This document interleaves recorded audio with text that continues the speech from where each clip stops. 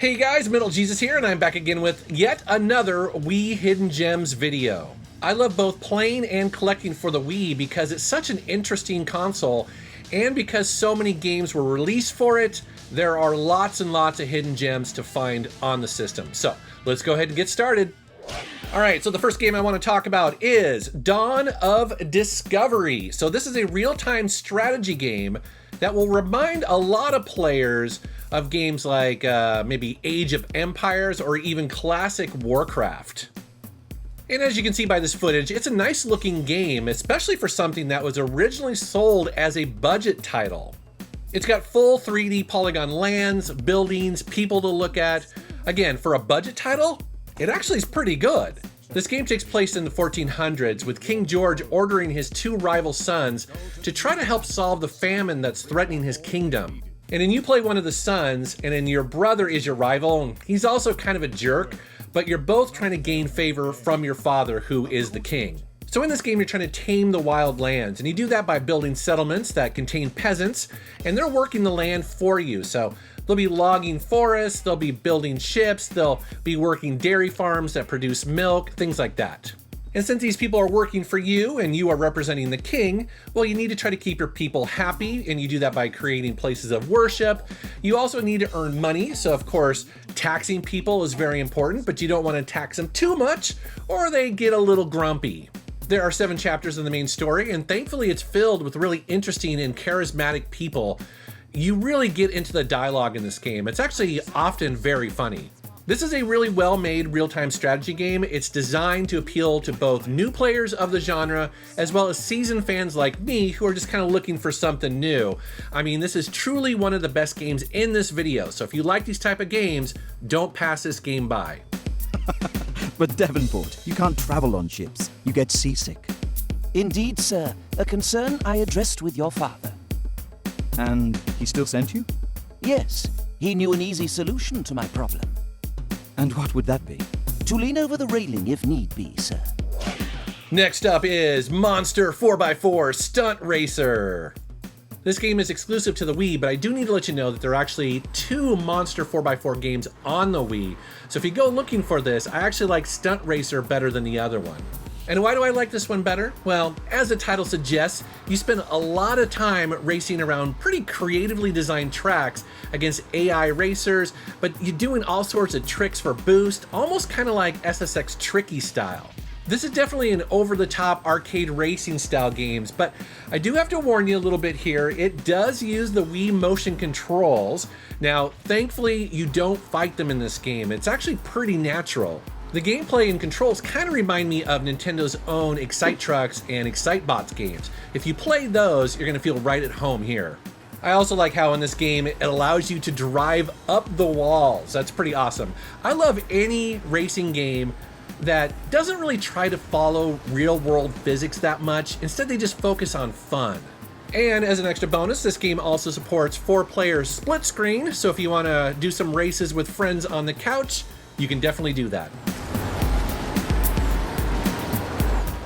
Here is the Munchables, yet another exclusive to the Wii.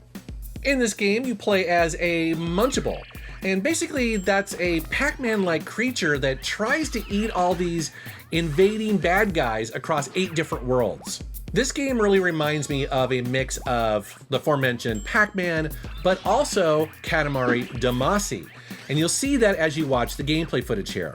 Like in Katamari Damacy, you start small, and you're only able to eat things that are at your level or below.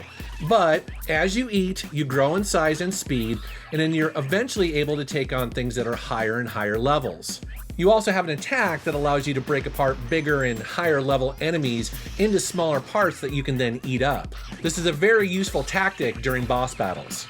Now, I mentioned that this game is very similar to Katamari Damacy, which it sort of is, but as you can see from this gameplay footage, the levels definitely have more of a traditional 3D style to them, so I feel there's a little bit more platforming going on in this game than in, say, Katamari Damacy, which gives this game its own unique look and feel.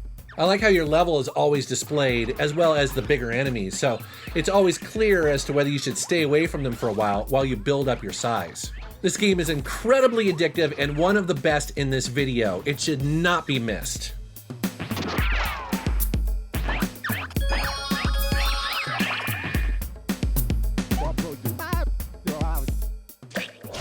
Here is Medal of Honor Heroes 2.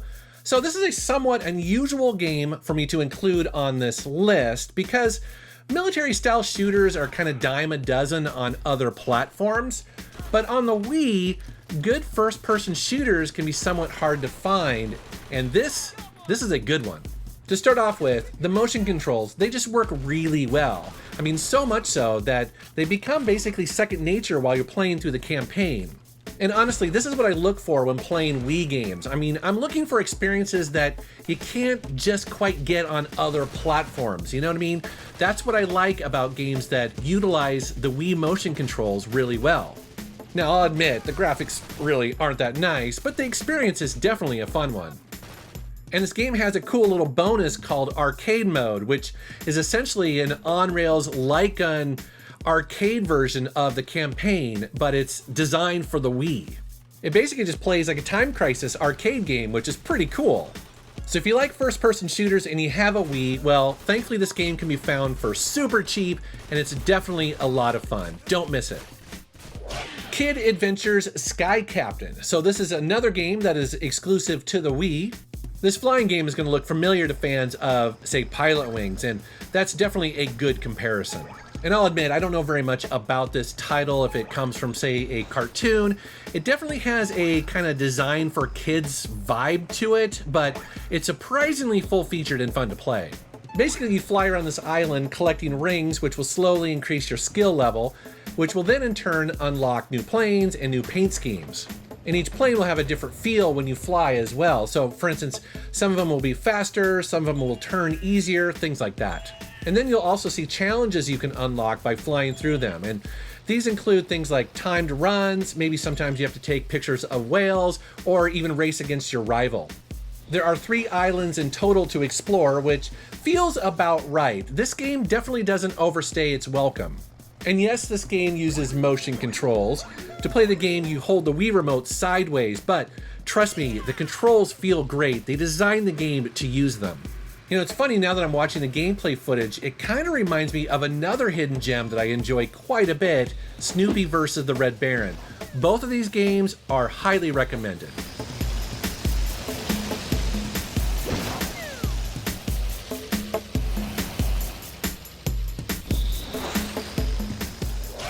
Next up is Wicked Monsters Blast. This is another light gun shooter on the Wii, which, as you know, the Wii is great for these type of games, and honestly not something we see very much anymore on, say, modern consoles, so I like coming back to the Wii for these type of experiences. This game here is a collection of mini games, and will probably remind some of you of the Point Blank series. This game supports up to 4 players at once, or you can go at it alone like I did for capturing this footage.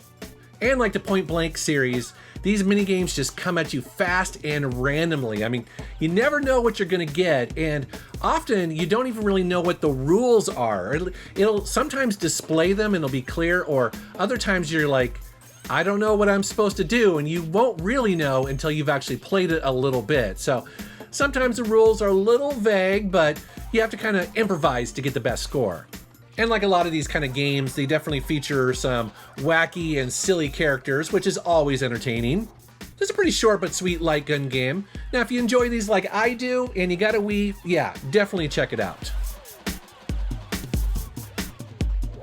Next up is Battleship. So, when you see this, what do you think of? Do you think of the movie that came out a couple years ago that starred Rihanna that pretty much tanked? Or do you think about the classic naval game that you played as a kid? I know me, I probably think of both. Well, I'm happy to report that thankfully this version is way better than the movie, and also a lot better than the PlayStation 3 and Xbox 360 versions that came out as well, because those were mostly like Call of Duty clones. As you can see by the gameplay footage, the Wii version plays much more like Nintendo's Advance Wars, where you control naval ships in a command view while you're trying to take on these battle aliens, I guess, that are invading Earth, but it's definitely more of a turn-based tactical strategy game. And like in Advance Wars and other games of this type, you have a wide variety of ships that you can then take turns moving into strategic positions. Some of the ships that you control may be fast but fragile, others are slow but powerful, and pretty much everything in between. This really is a deep tactical turn-based game, and yes, it just happens to be based on a movie. Also, the Wii version is pretty cool because you can trigger a special attack that then turns this game into like a first-person shooting gallery, giving you direct control over taking out the guns on an enemy ship in real time. Basically, it's like an arcade light gun sequence that really ups the excitement when it occurs. Now, trust me, this game is way better than it should be, but like I said, skip the PlayStation 3 and the Xbox 360 versions. The Wii version is the one to get. Pitfall The Big Adventure. So this game was actually called Pitfall The Lost Expedition on Xbox, PlayStation 2, and GameCube, but for whatever reason, they changed the name when they brought it over to the Wii. As you can see by the gameplay footage here, this is a 3D platforming game, but it's based on the classic Atari series. And immediately when I launched this game, I was like, wow, I mean, these levels are pretty lush and honestly way better than I expected it to be. I didn't know if this is going to be a budget title, but no, it actually looks pretty good. And you do similar things in this, like the classic Pitfall game, including jumping over gaping pits that are opening and closing. That's always something I loved in the original, as well as jumping on the backs of crocodiles to get over to other areas. There's puzzles, there's traps, and just a bunch more. So yeah, it definitely feels more like a modern 3D platformer, including areas that are a little bit more open. Also, they've added colorful characters to interact with who, you know, kind of tell the story and kind of help you along the way. And there's also environmental puzzles. There's a bunch to this. Will you help us locate everyone? I get to rescue the girl? I suggest you let her think she rescued herself. Here, you might try gathering water from that pond out there. Oh, it's very clean. Tasty even. I think it may even possess healing properties. And it looks like you could use some healing. Thanks. And being that it's the Wii, well, the developers couldn't help themselves, and yes, it does have some motion controls. You use them primarily for attacking, so you do that kind of waggle thing, which isn't great. It's not great in this game, but it's also not too annoying either. A nice little bonus is that you can find the original Pitfall and Pitfall 2 to unlock, as well as the ability to make your character look like the blocky 8-bit low poly version of Pitfall Harry. I mean, why would you do this? Well, because you can. Now, admittedly, I haven't played this game on the other consoles, but I did enjoy it on the Wii. It's not perfect, but it is a fun 3D platforming game. All right, guys, well, that is another 8 hidden gems for the Nintendo Wii. It's amazing how many games came out on that system, and I keep finding them. I actually have another stack ready to go for another video. And by the way, I would love to know if you guys have played these games or if there's other Wii hidden gems that I need to know about. Please let me know down in the comments below. All right, guys, thank you very much for watching. Thank you for subscribing, and take care.